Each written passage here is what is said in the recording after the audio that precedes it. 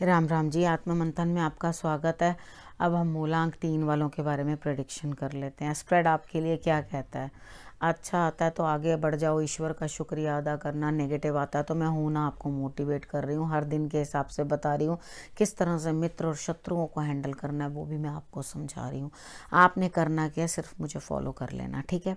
उसके बाद हम बात कर लेते हैं संडे की। संडे वाले दिन मुझे ऐसा लगता है कि कोई ना कोई सीनियर जो है वो आपकी मदद करता हुआ दिखाई देता है। बड़ा मुश्किल काम है, लेकिन आप उनके उनके दम पर और अपनी दम पर दोनों मिलकर उस कार्य को कंप्लीट करके ही दम लोगे, ठीक है। यानी कि आप मुश्किल कार्य को भी कर लोगे सरल। आपने करना क्या है, शंकर भगवान के ऊपर अपने जल चढ़ा देना है और उसके बाद सफ़ेद रंग का पुष्प चढ़ा देना है। अगर आपको सफ़ेद फूल नहीं मिलता है इस टाइम पे, कहीं आपके घर अवेलेबल नहीं है, तो आप पतासा भी एक रख सकते हो, कोई दिक्कत नहीं है। उसके बाद हम बात करते हैं मंडे की। मंडे वाले दिन मुझे ऐसा लगता है कि जीवन का चक्र जो है वो तो चल रहा है, यानी कि मोमेंट तो है काम के अंदर, लेकिन किसी ना किसी काम में या किसी चीज़ के अंदर या रिलेशनशिप में या किसी कार्य में आपको ऐसा लगेगा कि मुझे इसमें कोई बेनिफिट नहीं है और मुझे इसको छोड़कर कुछ और करना चाहिए या अपना ध्यान यहाँ से हटा लेना चाहिए।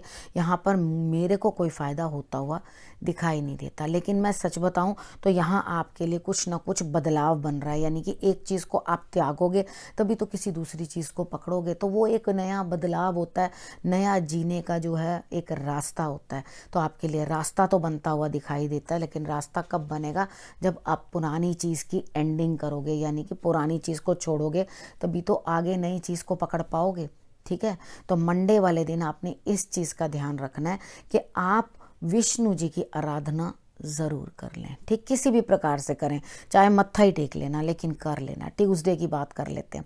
ट्यूसडे वाले दिन मुझे ऐसा लगता है कि आप अपने घर गृहस्थी से रिलेटेड जो है काम करने वाले हो, बातें करने वाले हो, लेकिन कुछ अचानक सा ही कोई ना कोई काम आ जाएगा, क्योंकि पास्ट से, यानी कि पुराना कोई बंदा जो आपको आके कुछ ना कुछ, या तो उसकी बात आपको परेशान करेगी या कोई पुराना रोग उठ के घर पे निकल के आ जाएगा, ठीक है। तो पुरानी चीज़ जो है वो किसी ना किसी के अंदर, जैसे घर की फैमिली के अंदर कोई पुराना कार्य रहता है वो उठ कर आ जाएगा, या पुराना रोग उठ के आ जाएगा परिवार में किसी ना किसी के लिए। तो इन चीज़ों का आपने ध्यान रखना है। आपने करना क्या है, आपने हनुमान जी को कुछ ना कुछ जो है चढ़ा देना, लेकिन जब आप उनको मीठा कुछ चढ़ाते हो तो उसके साथ याद रखना एक तुलसी दल जरूर उनको जो है भोग में साथ ज़रूर देना, ठीक है।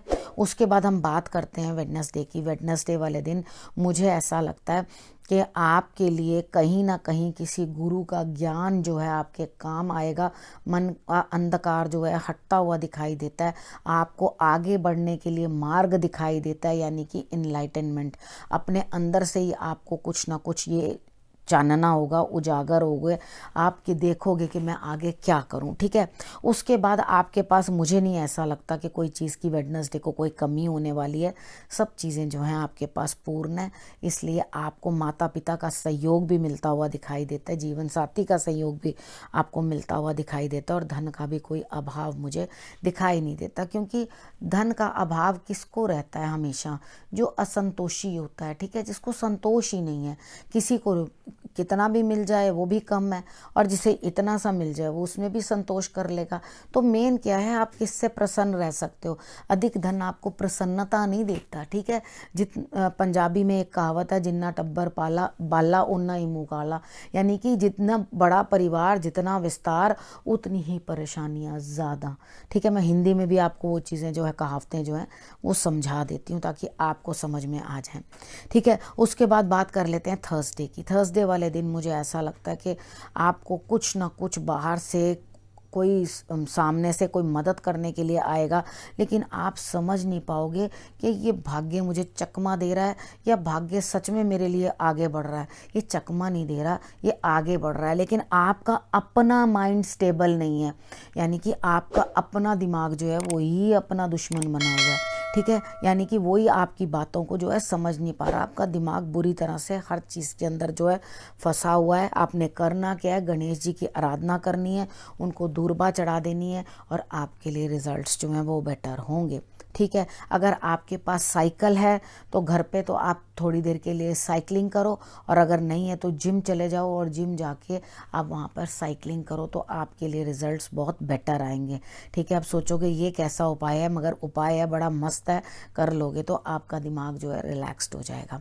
और उसके बाद बात करते हैं फ्राइडे की। फ्राइडे वाले दिन आपके लिए कुछ ना कुछ घर बैठे ही रिजल्ट्स आएंगे, यानी कि आपको इतना कष्ट करने की ज़रूरत नहीं पड़ेगी। आपके लिए घर बैठे बैठे कहीं ना कहीं से कुछ ना कुछ रिजल्ट्स पॉजिटिव आते हुए दिखाई देते हैं। आप भाग्य का जो है लाभ लेते हुए दिखाई देते हो। कुछ कष्ट करने की ज़रूरत नहीं है, घर बैठने की ज़रूरत है, यानी कि बाहर भी जाना नहीं पड़ेगा, बैठे बिठाए घर पे काम होगा। ठीक है। यहाँ आपको रिजल्ट्स बेटर मिलते हुए दिखाई देते हैं, लेकिन यहाँ मैं फिर आपको एक ही बात बता रही हूँ, मारुति को आपने जो है कुछ ना कुछ फल चढ़ा देने हैं, तो आपके लिए रिजल्ट्स बेटर ही आएंगे। उसके बाद हम बात करते हैं सैटरडे की।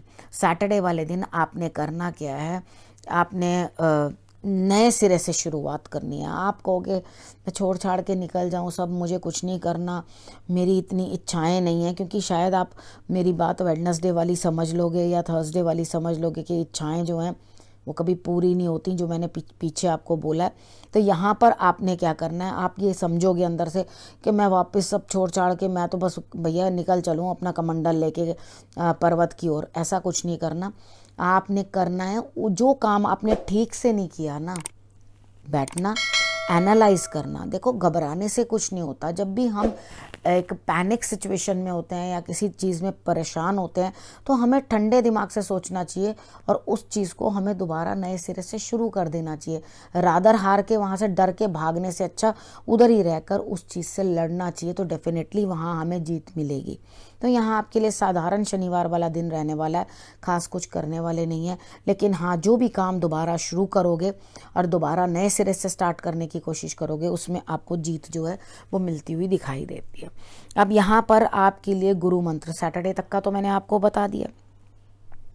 अब यहाँ पे आपके लिए गुरु मंत्र ये है कि माइंड, ठीक है, माइंड आपके लिए आपका शत्रु भी हो सकता है, आपका मित्र भी हो सकता है।